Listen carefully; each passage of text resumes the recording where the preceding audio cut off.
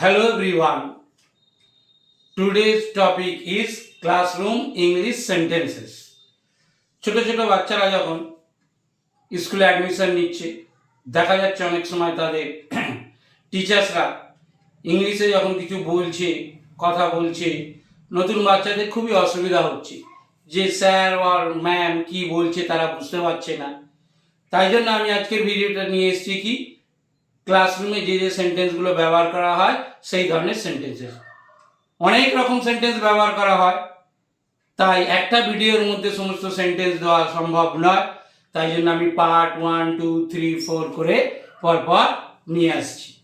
তা একদম ছোট যে স্টুডেন্টদের অর্থাৎ বলা যায় যে ক্লাস 1 বা তার নিচে যে স্টুডেন্টসরা আছে তাদের জন্য এই সেন্টেন্সগুলো কিন্তু আমি করেছি, এবং যারা ইংলিশ স্পিকিং করতে চায় তাদেরও এটা কাজে লাগবে যে কি ছোট ছোট ধরনের সেন্টেন্সগুলো আমরা ক্লাসরুমের মধ্যে স্কুলের মধ্যে ইউজ করতে পারবো। তাতে কি হবে, স্টুডেন্টদের একদম বুঝতে সুবিধা হবে যে স্যার বা ম্যাম কি বলছে। তাই পুরো ভিডিওটা খুব মনোযোগ সহকারে দেখে নাও এবং তারপরে সেন্টেন্সগুলো লিখে নিয়ে সেগুলো কি করতে হবে, মেমোরাইজ করতে হবে এবং সেগুলোকে বলার অভ্যাস করতে হবে। এরকম করতে করতে একদম ইজি হয়ে যাবে। তাই কথা না বাড়িয়ে আমি পয়েন্টে চলে যাচ্ছি। সো নাম্বার 1 সেন্টেন্সটা দেখো কি, আমরা প্রথমেই অনেক সময় বলি আমি কি ভিতরে আসতে পারি। আমরা যখন দরজা দিয়ে ঢুকি প্রবেশ করি তখন আমরা কি বলি, একটা পারমিশন চাই। আমি কি ভিতরে আসতে পারি, তখন আমরা কি বলবো, may I come in, may I come in. অনেক সময় দেরি হয়ে যায় স্কুলে আসতে গিয়ে বিভিন্ন কারণে, তখন আমরা কি বলবো, দেরি হওয়ার জন্য দুঃখিত, দেরি হওয়ার জন্য দুঃখিত। Sorry for being late, sorry for being late, যে দেরি হওয়ার জন্য দুঃখিত।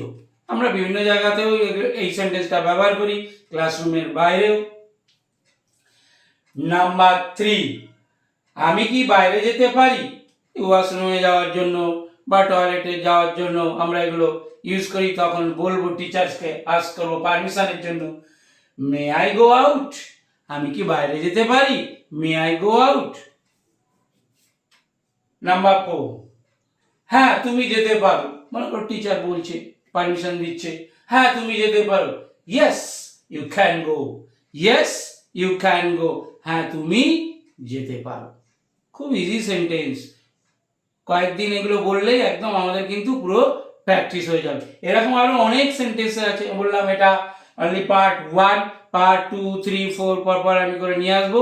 তাহলে তোমার স্কুলে ক্লাসরুমে কোনো ইংলিশ বুঝতে বলতে কোনো অসুবিধা হবে না আশা করি।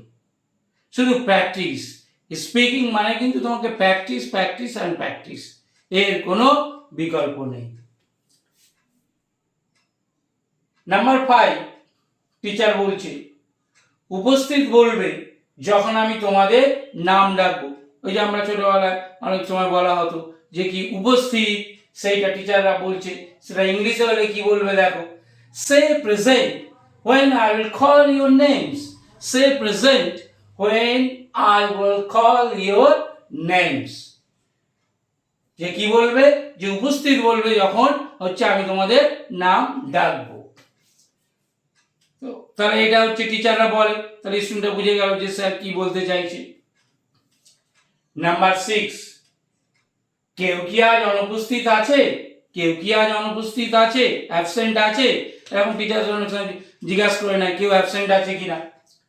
Is anybody absent today, is anybody absent today, স্টুডেন্টদের উদ্দেশ্যে টিচার আস্ক করছে। নাম্বার 7, হ্যাঁ ম্যাম সারা আজ অনুপস্থিত, ম্যামকে বলছে যে আজ সারা অনুপস্থিত। ইয়েস ম্যাম, ম্যামটা লিখিনি, yes Sara is absent today, yes Sara is absent today, আজকে সারা অ্যাবসেন্ট। ম্যাম জেনে গেল যে আমার টোটাল 50 জন স্টুডেন্ট আছে এই ক্লাসের মধ্যে, যে সারা অ্যাবসেন্ট। নাম্বার 8, চলো আজকের ক্লাস শুরু করা যাক। রোল কল এগুলো করা হয়ে গেছে, এবার টিচাররা যে ক্লাস থাকে সে অনেক সময় কি বলে, চলো আজকের এবার ক্লাসটা শুরু করা যাক। বিভিন্নভাবে বিভিন্ন ধরনের সেন্টেন্স ইউজ হয়, আমি এই যে বললাম বিভিন্ন আমার পার্টে বিভিন্ন ধরনের সেন্টেন্সগুলো থাকবে। চলো আজকের ক্লাস শুরু করা যাক। Let's start today's class. Let's start today's class. Number 9, তোমাদের বই খোলো। তোমাদের বইগুলো খোলো। Open your books. Open your books. তোমাদের বইগুলো খোলো। 10 নম্বর পেজটি খোলো। কত নম্বর পেজটি খোলো?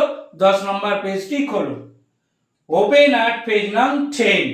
10 নম্বর পেজটি খোলো। ওপেন অ্যাট পেজ নাম 10। আমি এটাও বলতে পারি ওপেন অ্যাট পেজ 10। নাম্বার না বললেও কিছু যায় আসে না, অনেকেই নাম্বারটা ইউজও করে না। নাম্বার 11, টিচাররা কিন্তু অল টাইম দেখবে এটা বলে কি, লুক অ্যাট দ্য বোর্ড। বোর্ডের দিকে তাকাও। লুক অ্যাট দ্য বোর্ড, তখন কি হচ্ছে ইংলিশটা? Look at the board.